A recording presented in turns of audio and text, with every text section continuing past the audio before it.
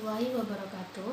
Nama saya Nikmah dari Fakultas Hukum Universitas Trunojoyo Madura. Di sini saya akan menyampaikan materi tentang perbuatan melawan hukum atau PMH. Yang dimana saya akan menyampaikan 3 poin tentang PMH. Yang pertama, unsur-unsur dari PMH. Yang kedua, pembelaan terhadap PMH. Yang ketiga, tuntutan berdasarkan pasal 1365 Kitab Undang-Undang Hukum Perdata. Kita dahului dengan pemahaman dari PMH. PMH berada dalam pasal 1365 Kitab Undang-Undang Hukum Perdata, yang mana tiap perbuatan yang melanggar hukum dan membawa kerugian kepada orang lain mewajibkan orang yang menimbulkan kerugian itu karena kesalahannya untuk mengganti kerugian tersebut. Kemudian, unsur-unsur dari PMH ada 5. Yang pertama, harus ada perbuatan. Yang kedua, melawan hukum. Yang ketiga, ada kesalahan. Yang keempat, ada kerugian. Yang kelima, ada hubungan sebab akibat antara perbuatan dan kerugian. Kita akan mengupas satu-satu dari unsur-unsur dalam perbuatan melawan hukum. Yang pertama adalah perbuatan. Perbuatan dibedakan menjadi 2, yaitu perbuatan aktif dan perbuatan pasif. Perbuatan aktif yaitu dengan sengaja melakukan perbuatan yang menimbulkan kerugian pada orang lain. Sedangkan perbuatan pasif adalah melanggar suatu keharusan sehingga menimbulkan kerugian pada orang lain. Yang kedua adalah melawan hukum. Melawan hukum dibedakan menjadi 2, yaitu dalam arti sempit dan dalam arti luas. Sebelum tahun 1919, pengertian melanggar hukum ditafsirkan yaitu hanya hukum tertulis saja, yaitu undang-undang. Jadi, seseorang atau badan hukum hanya bisa digugat kalau dia melanggar hukum tertulis atau undang-undang saja.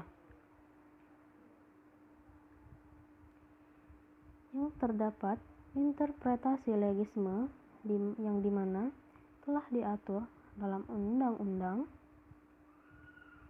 yang tidak boleh bertentangan dengan kewajiban hukum dan tidak boleh bertentangan dengan hak subjektif orang lain.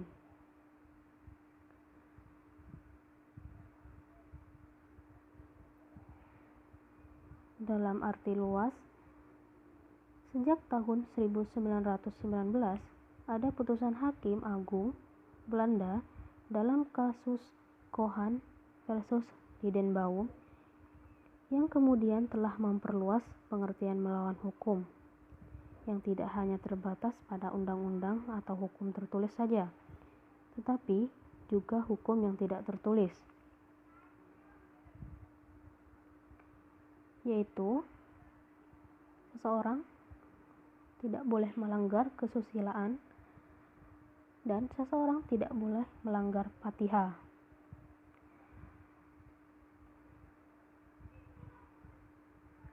Bisa disimpulkan bahwa melawan hukum bisa dikategorisasikan sebagai perbuatan atau kealpaan yang bertentangan dengan 1.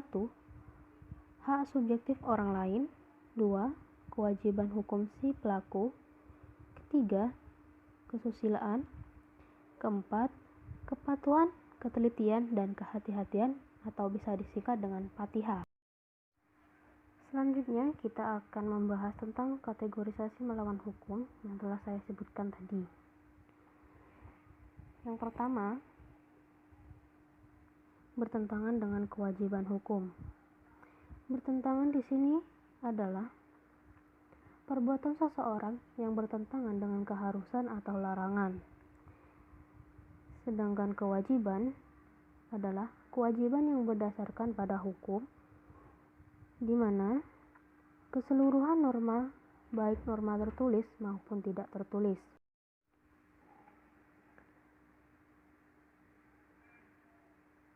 Kategorisasi melawan hukum yang kedua adalah hak subjektif orang lain. Perbuatan yang bertentangan dengan hak subjektif orang lain dibedakan menjadi 3. Yang pertama, hak pribadi. Hak pribadi adalah hak atas kebebasan dan kehormatan. Contohnya, 1.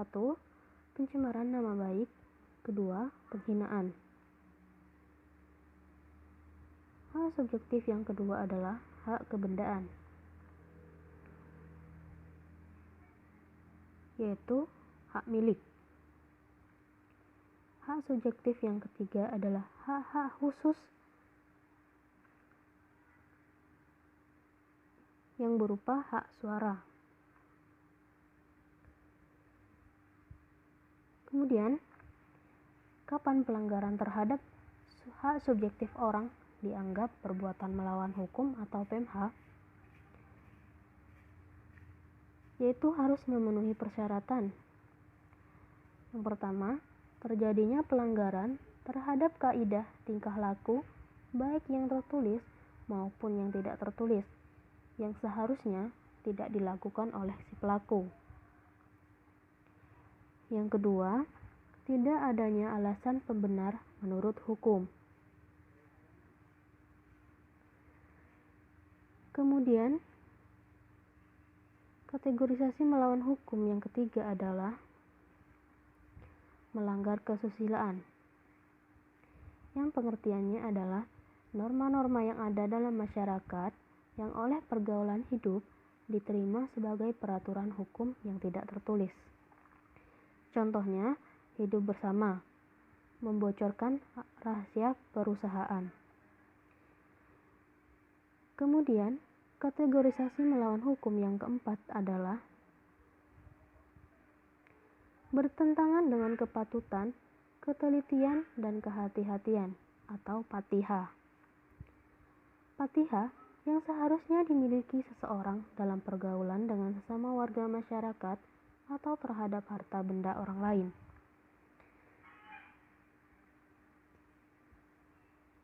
Kemudian kita menuju unsur-unsur PMH yang ketiga,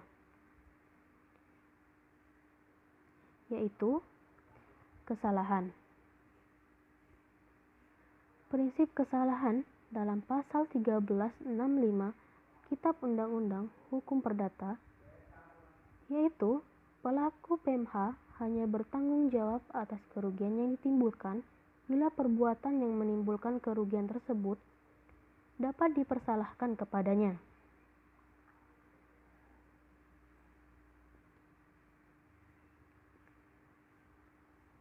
Kesalahan dibedakan menjadi 2,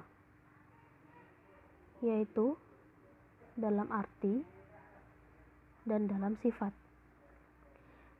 Dalam arti dibedakan menjadi 2, yaitu dalam arti luas dan dalam arti sempit.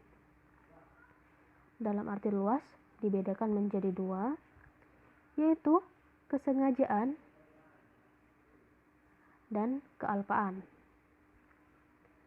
Dalam arti sempit, itu hanya dibedakan menjadi kesengajaan saja. Kesalahan dalam arti sifat dibedakan menjadi 2, yaitu subjektif dan objektif. Yang dimana subjektif tergantung pada pelaku, yang misalnya keadaan jiwa pelaku tersebut gila. Kemudian objektif berdasarkan pada semua orang tahu, yaitu seharusnya orang melakukan perbuatan secara lain, tetapi dia melakukannya. Selanjutnya, kita menuju unsur PMH yang keempat, yaitu kerugian. Kerugian dibedakan menjadi 2, yaitu kerugian material dan kerugian imaterial. Unsur PMH yang kelima, yaitu hubungan sebab akibat antara perbuatan dan kerugian. Untuk melihat sebab suatu peristiwa, maka ada dua teori, yaitu teori conditio sine qua non yang dikemukakan oleh von Bury, yaitu tiap-tiap sebab atau masalah yang merupakan syarat untuk timbulnya suatu akibat adalah sebab dari akibat. Teori kedua yaitu teori adequate yang dikemukakan oleh von Kris, di mana perbuatan yang harus dianggap sebagai sebab dari akibat yang timbul adalah perbuatan yang seimbang dari perbuatan, di mana ukurannya adalah akal sehat. Kemudian kita menuju poin PMH yang kedua, yaitu pembelaan terhadap PMH. Dasar pembenar. Dasar pembenar dibedakan menjadi dua, yaitu berdasarkan undang-undang dan tidak berdasarkan undang-undang. Berdasarkan undang-undang yaitu A. Keadaan memaksa dalam pasal 48 Kitab Undang-Undang Hukum Pidana. B. Pembelaan terpaksa pasal 49 Kitab Undang-Undang Hukum Pidana. C. Ketentuan undang-undang pasal 50 Kitab Undang-Undang Hukum Pidana. D. Perintah jabatan pasal 51 Kitab Undang-Undang Hukum Pidana. Kemudian kita menuju poin ketiga dalam PMH, yaitu tuntutan berdasar pasal 1365 Kitab Undang-Undang Hukum Perdata, yang dimana tuntutan tersebut ada 4 bagian. Yang pertama, ganti rugi dalam bentuk uang atas kerugian yang ditimbulkan. Kedua, ganti rugi dalam bentuk dikembalikan dalam keadaan semula. Yang ketiga, pernyataan bahwa perbuatan yang dilakukan adalah melawan hukum. Yang keempat, melarang dilakukannya perbuatan tertentu.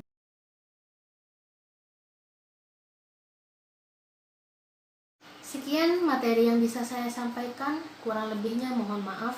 Apabila ada kesalahan juga saya memohon maaf. Wassalamualaikum warahmatullahi wabarakatuh.